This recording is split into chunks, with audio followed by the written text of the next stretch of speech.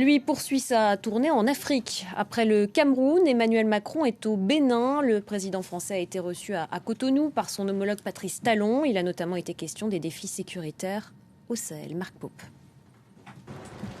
Tout sourire, Emmanuel Macron salue son homologue béninois. Une visite de 24 heures au cours de laquelle les deux chefs d'État se sont entretenus en tête-à-tête. Au cœur de leur discussion, la question sécuritaire dans une région où les groupes terroristes se multiplient. On a besoin d'armement, on a besoin d'équipement, de matériel militaire. Et en cela, nous attendons un effort de votre part. Nous avons les moyens financiers d'acquérir ces équipements-là, mais nous savons que vous avez les moyens de nous les fournir. Des demandes entendues par les autorités françaises qui émettent toutefois quelques conditions. Le président m'a demandé des équipements plus sophistiqués, de drones, de surveillance et autres, sur lesquels nous allons là aussi dans les prochaines semaines avancer pour répondre à la demande qui est légitime. Mais nous le faisons en n'oubliant jamais que la réponse sécuritaire doit s'accompagner d'une réponse politique et de développement si nous voulons qu'elle soit pérenne. Autre sujet abordé entre les deux hommes, la coopération culturelle. Emmanuel Macron et Patrice Talon ont visité l'exposition mettant à l'honneur les 26 œuvres restituées au Bénin par la France en novembre dernier. Un partenariat qui devrait se poursuivre dans les prochains mois. S'agissant des nouveaux actes de restitution, comme je m'y étais engagé à l'occasion de votre visite à Paris le 9 novembre dernier, je souhaite que nous puissions poursuivre le travail et aller au bout et porter cette loi cadre qui sera présentée dans les meilleurs délais. Pour sa première visite sur le continent africain depuis sa réélection, Emmanuel Macron cherche donc à renforcer ses alliances.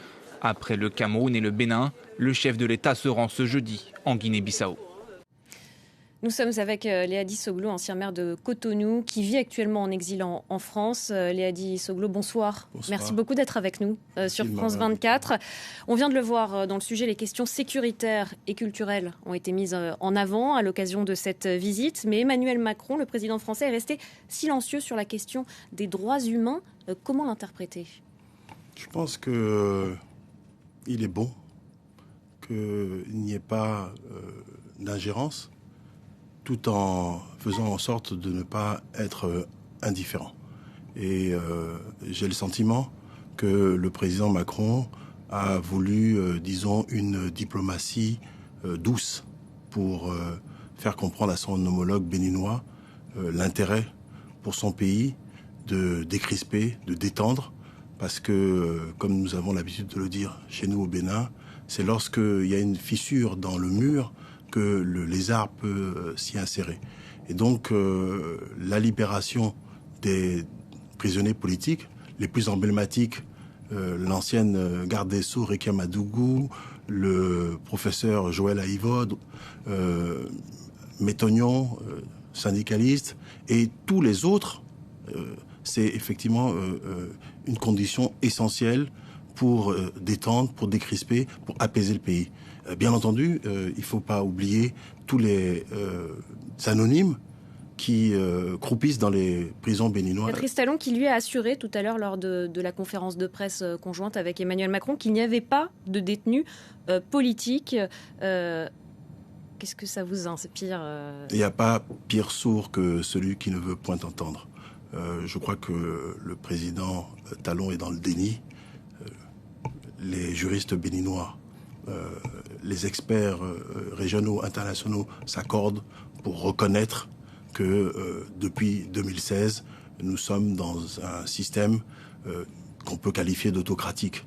Et je pense que un président ne devrait pas parler ainsi, car si son prédécesseur s'était comporté avec lui comme il se comporte aujourd'hui avec les prisonniers politiques, il n'aurait pas pu recevoir Monsieur Emmanuel Macron, puisqu'il a été lui aussi à un moment donné de sa vie en exil. Donc je pense que il faut effectivement continuer le plaidoyer, il faut faire toucher du doigt à Monsieur Patrice Talon l'intérêt de décrisper, de détendre, et effectivement ça passe par la libération donc des opposants politique, mais ça passe aussi par le retour des exilés.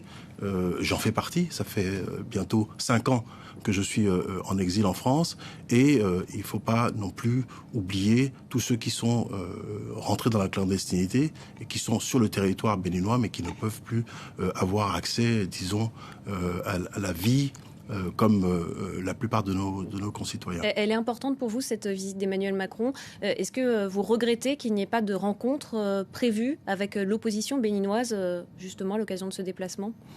Non, les relations qui existent entre la France et le Bénin sont, disons, anciennes.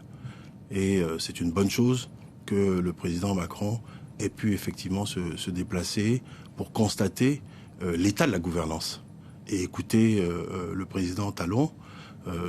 Effectivement, ça aurait été judicieux qu'il rencontre l'opposition pour effectivement avoir son point de vue. Néanmoins, le président Macron est parfaitement au fait de la réalité qui prévaut dans notre pays. Je crois que tout le monde sait que le Bénin vit depuis 2016 un recul démocratique et qu'il est absolument indispensable qu'on sorte de cela.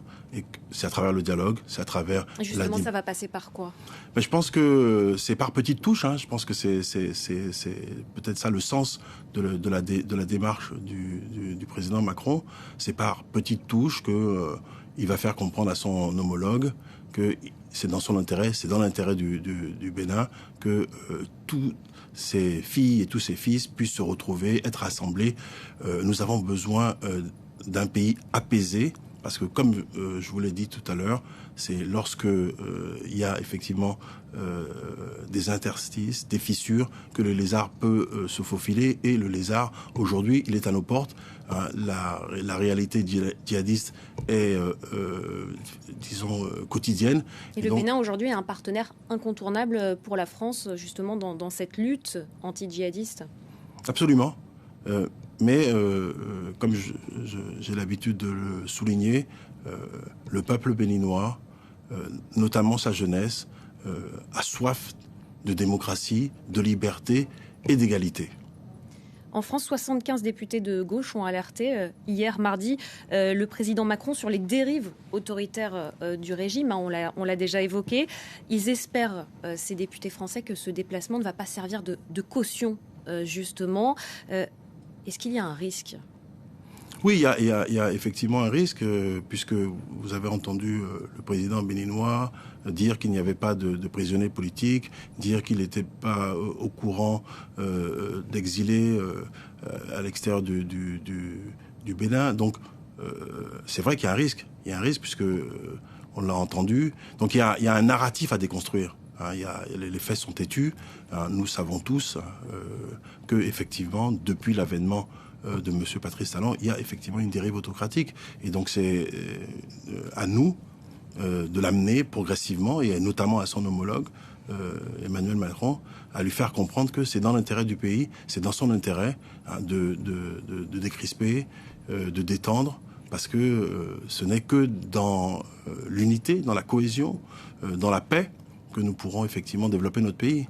Il y a les élections législatives qui sont prévues au Bénin dans 5 mois.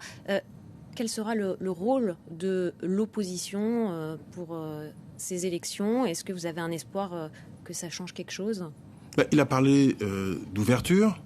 Je pense que les Béninois attendent beaucoup de cette volonté.